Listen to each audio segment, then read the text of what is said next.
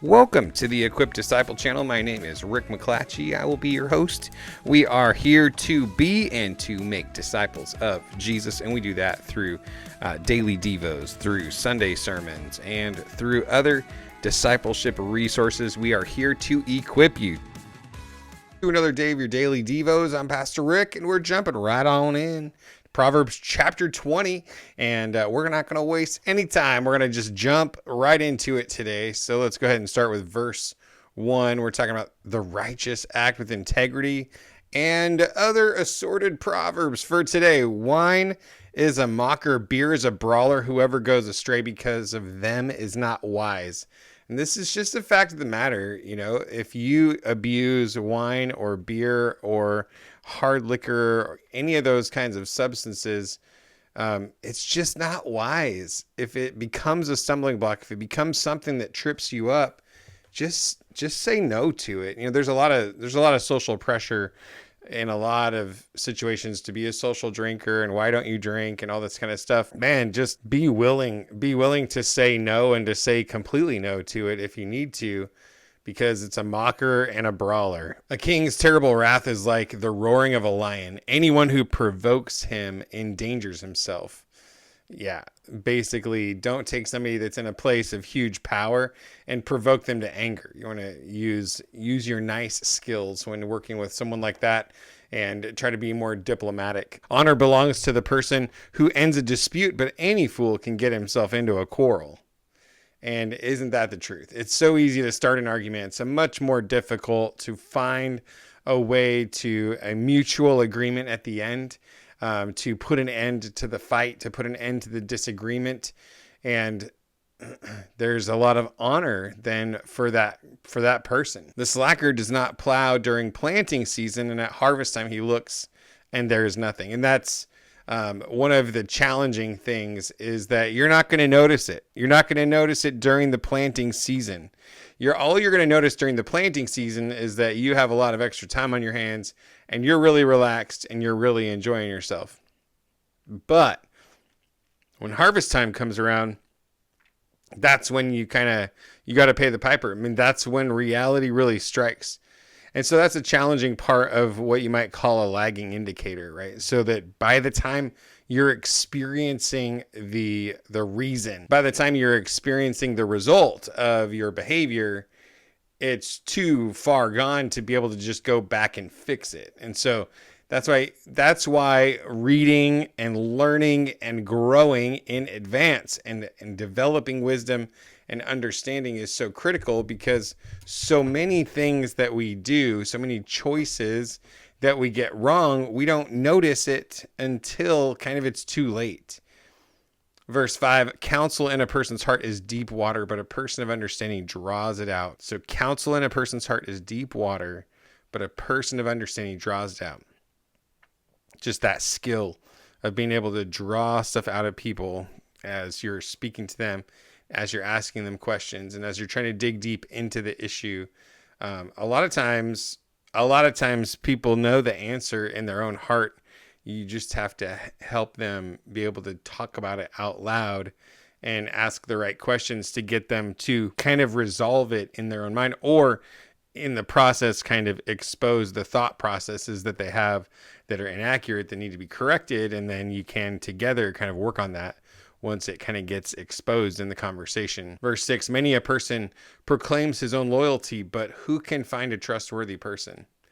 It's just the reality of the rarity of truly trustworthy people, honest people, loyal people, yet they can talk like they're super loyal, right? It's so easy to say, yeah, I'm loyal. Yeah, I got you. Yeah, this, yeah, that.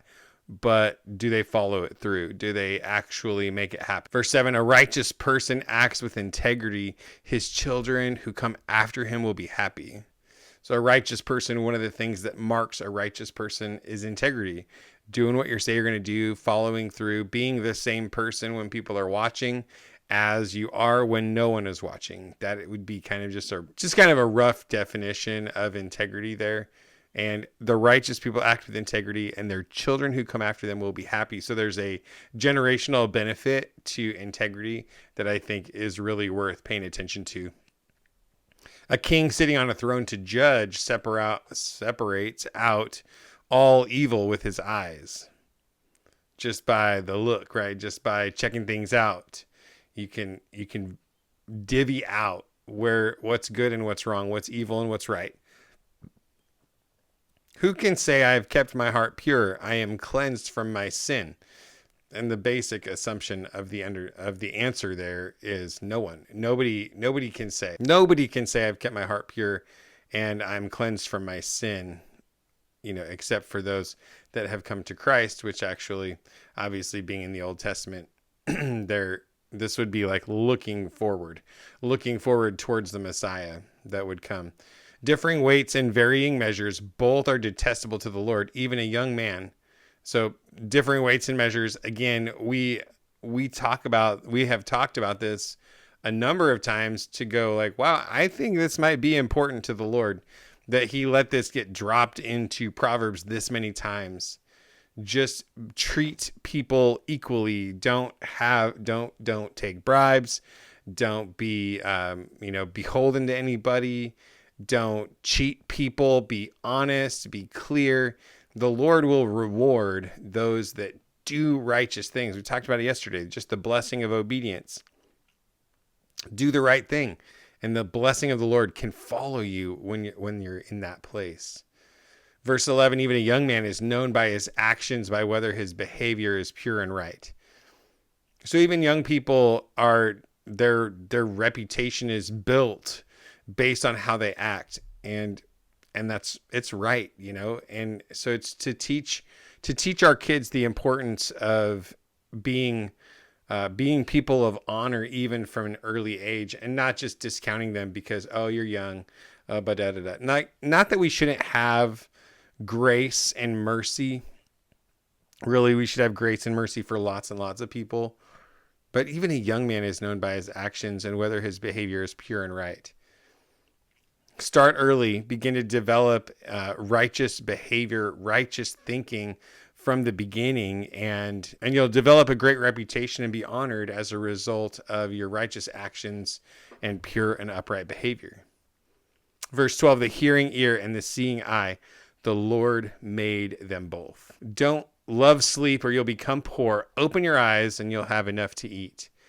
So just again, diligence. Don't be a slacker. Be diligent. Just continue day in and day out to get up and do what you're supposed to do.